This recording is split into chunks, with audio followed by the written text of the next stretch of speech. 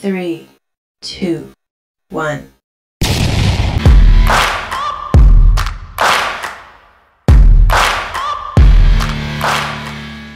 Good day po sa inyong lahat mga Kabags TV, at ngayong araw po ay kung mapapansin nyo po itong bracket ng ating top box ay nabale yung isa po niyang side. So mga Kabags TV, bumili po tayo online at heto na po, dumating na po yung ating in order at ikakabit na rin po natin agad dyan. So pumunta lang po tayo sa may ating pinakamalapit na shop dito ng motorcycle at doon na rin po natin ito ipapasuyo para magpatulong tayo na tanggalin itong ating bracket kasi wala rin po akong tools. Kaya yan po mga Kabags TV, magbabayad na lang po tayo ng service. At ito po mga Kabags TV, unti-unti na pong tinatanggal ang tornilyo nitong ating bracket ng motorcycle.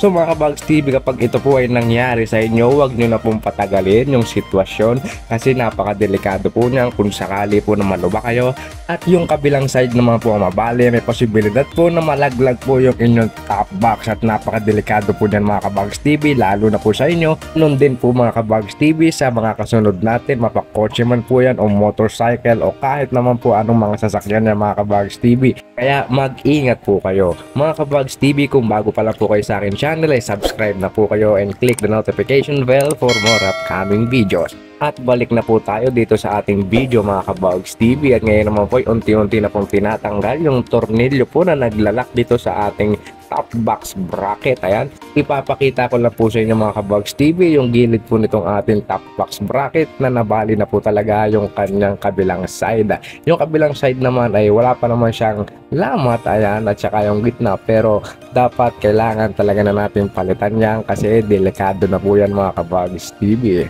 Ito palang ating top box bracket mga Kabags TV ay nabili ko online sa halagang 750 pesos.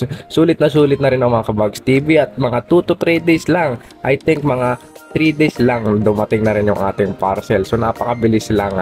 Kaya ayan, nailagay na rin agad natin mga Kabags TV. Dahil kailangan na talaga. Kasi yung ating top box ay makikabigatan talaga siya at medyo may karamihan siya ng laman. Kaya kailangan na natin siyang palitan kasi nakatatakot din ako mga Kabags TV pagka dumadaan sa lubak kasi may possibility kasi siya na mabali ang ating top box bracket. May kwento lang po ako sa inyo mga Kabags TV. Meron po akong kakilala na rider din at nangyari po sa kanya na nabali po yung kanyang top box bracket. Buti na lang po at mabilis yung kanyang reflection, ayan mga Kabags TV, at nahawakan niya agad yung kanyang box at hindi na po yung tuluyang nalaglag. Kasi po kung nangyari yun ay napakarami po ng rider sa likod na posible po na na-aksidente. So doble ingat po tayo dyan. So buti na lang at nahawakan agad ng kakilala ko yun na rider.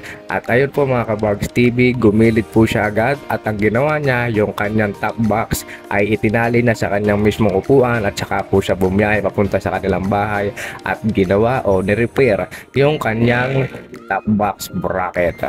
At heto na nga po mga Kabags TV at unti-unti na pong ina-unbox yung ating nabiling top box bracket sa online. Ayan po, pwede po ito mga Kabags TV sa Genu, ayan, sa Honda Beat FI version 1, version 2 at sa Scoopy. So mga Kabags TV, heto na po yung kanyang itsura. Meron lang po siyang konting pagbabago doon po sa una nating nabili. Ayan po mga Kabags TV. Kung mapapansin nyo po ay mayroon po siyang mas maluwag na space kumpara dun sa ating naunang nabili. At yung kanyang design dun sa kanyang pinakadulo ay mas marami siyang design.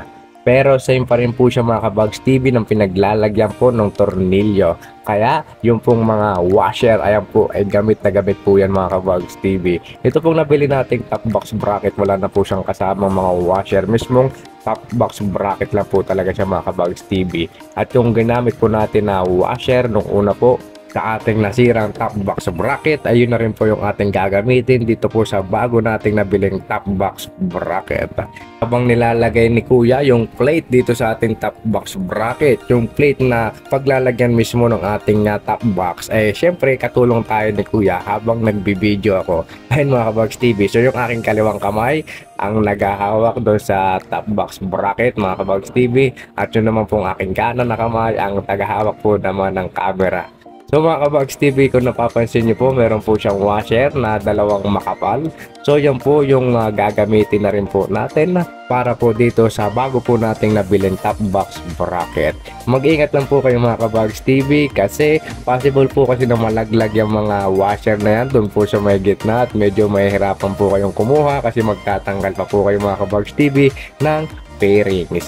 Buti na lang po at dito po sa pagkakabit nito ay okay naman po at wala po nalaglag na washer. Naalala ko pa nung una mismo nga top box bracket na nilagay dito sa atin mga kabags TV sa ating motor, yung nasira po, yung isang washer na laglag talaga doon sa loob ng motorcycle at hindi na kinuha yon mga kabags TV at nagkuha na lang ng panibagong washer kasi medyo hassle pa yon mga kabags TV. At heto na po mga kabags TV at hinihigpitan na po yung tornilyo. I-sure nyo lang po yun mga kabags TV na hindi magiging malog para yung pong ating box ay safe at hindi po siya maladaglag. Kasi po sa bawat biyahe natin talaga pong napakalakas ng impact niyan mga kabags TV, lalo na sa tuwing na lulubak yung ating motorcycle, kaya dapat mahigpit yan at hindi po siya aalog or maluwag yung mga tornilyo mga kabags TV. At heto na nga po sinisigurado ni Kuya yung higpit na mga tornilyo dito sa ating top box bracket. At heto na po mga kabags TV at nailagay na po natin yung ating top box bracket at salamat po sa inyong lahat.